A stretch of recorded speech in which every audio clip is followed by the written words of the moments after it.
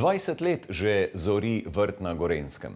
Lastnica spoštuje naravo, zato je izbrala sonaravno vzgoj rastlin. Vrt je zasnovala po zgledu angleških okrasnih vrtov, s pomočjo moževih rok pa nastane veliko koristnega in lepega. Takšno sožitje je privedlo do zanimivega, nevsakdanjega vrta.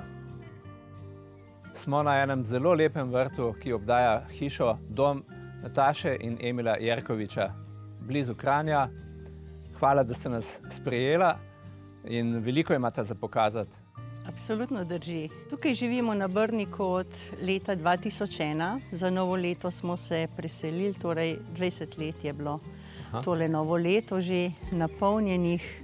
Nimava občutka, da je 20 let, ker v takem okolju gre čez kar Potem je hitro. vrt začel nastajati kar hitro zatem, ali kako je bilo? Zelo hitro, zato ker meni je vrt točno toliko ali pa mogoče še bolj pomemben kot sam objekt in smo kar zelo hitro začeli urejati okolico. Všeč so mi pač ti angleški vrtovi, ki izgledajo neurejeni, ampak vem, da so zelo premišljeni. A ne? Kako si pa Emila potegnila v to? A je najprej mogel sam kositi travo, pa kaj prekopavati, ali še kaj več? Napaka stane travo, kosim jaz. Emil je pač postavil objekt s svojo ekipo, poskrbel za ta majčkeno bolj zahtevna, težka dela, tlakovanje in tako. Mava pa srečo, da imava dosti podoben okus. Všeč nama je čim bolj rustikalno, čim bližje naravi. Zemljišče na eni strani omejuje potok, kar predstavlja veliko vrednost. Levi breg obraščajo drevesa, desnega pa sta s časom kultivirala in ustvarila prav posebno okolje z ustreznimi rastlinami in prijetnimi kotički. Ko sva našla to parcelo in ko sem videla potoček, je bila zame parcela dvakrat več vredna. Tako. Včasih se dvigne na malo višji nivo, zato smo tako stopničasto uredili, da pač ni škode na objektu. Če se pa dvigne še višje, je pa nasprotni breg nižji in se potem prelije na sosednji travnik, ker je taka poplavna površina. Sprva so breg potoka utrjevali s kostanjevimi koli, a to ni bila trajna rešitev. To so našli v grajenem zidcu in tlakovani poti, ki uspešno kljubujeta vodi. Emil, tam za potokom na oni strani rastejo taka velika, lepa odrasla drevesa. Ja, prejšnjo zimo, ko je malo bolj pihalo, se je eno drevo prevrnilo na našo streho in potem smo to mogli sanirati.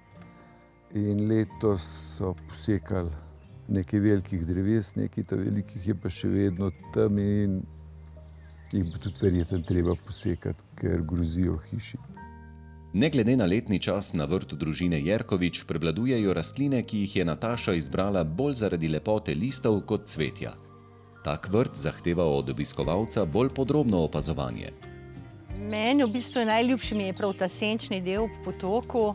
Prve sem videla v Angliji, te Rodgersije, pojma nisem imela, kaj to je, v enih bajerih potokih, zaljubila sem se vanje. In potem sem videla, da se to dobi tudi pri nas. Res obožujem rastline, sencoljubne s temi velikimi listi. Kaj je torej tisto, kar Natašo privlači pri okrasnih rastlinah? Zeleno, ki te ljubim, zeleno. Tako da različne velikosti listov, različne strukture, plepleti žil, listja, to je meni čudovito. Ne? Eden od načinov urejanja okrasnih vrtov je sajenje enakih rastlin v večje skupine. S tem se doseže učinek barvno in teksturno enotnih površin, kar vnaša na vrt preglednost in strukturo. Tak pristop je značilen za angleške okrasne vrtove. Tvoj pristop k vrtnarjenju, potem, kar si povedala, je verjetno vsaj ekološki ali še kaj več.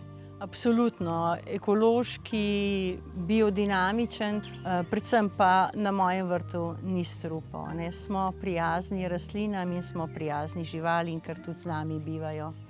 Saj res, koliko je teh živali? Zdajle so 3, 4. Je to vse ali je kdaj kaj več? Trenutno so 3 psičke, ker hči je veterinarka in se ukvarja tudi z vzrejo teh švicarjev. Rekord je bilo pa 22, ja. 17 mladičev, 3 odrasle psice, maček in potem je takrat prišla še ta mačka, si je izbrala, da bo pri nas, ker tukaj ni dolg čas, jih je zadosti. Pri vzgoji zelenjave za domačo kuhinjo se Nataša in Emil opirata na biodinamično metodo. poiščeta rešitve, ki ustrezajo njunim možnostim in podnebju, ter jih stalno nadgrajujeta. Seveda sta tik ob zelenjavnem vrtu uredila tudi zeliščni vrt v obliki spirale. Delam mazila, delam olja, namakam macerate, kadar imam veliko materijala ali pa ga naberem včasih tudi v naravi, mi prijatelj naredi hidrolate. Le redko naletimo na tako uglašeno sodelovanje žene in moža na vrtu, zato smo želeli vedeti, kako Emil gleda na to. Nataša ima željo in ta želja je zame ukaz. Sicer se ta ukaz ne izpolni takoj, ampak je treba malo počakati, pa vsakih pol leta upomniti na to in pa se tudi počasi zgodi.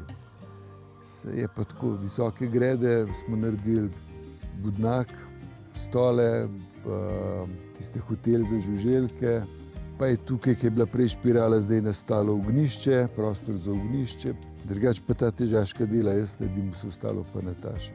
Vrt mi res pomeni ogromno. Mislim, poleg tega, da je to ena ogromna dodana vrednost za nas, ki tukaj živimo v takem lepem okolju in se zavedam, da je to en velik privilegij.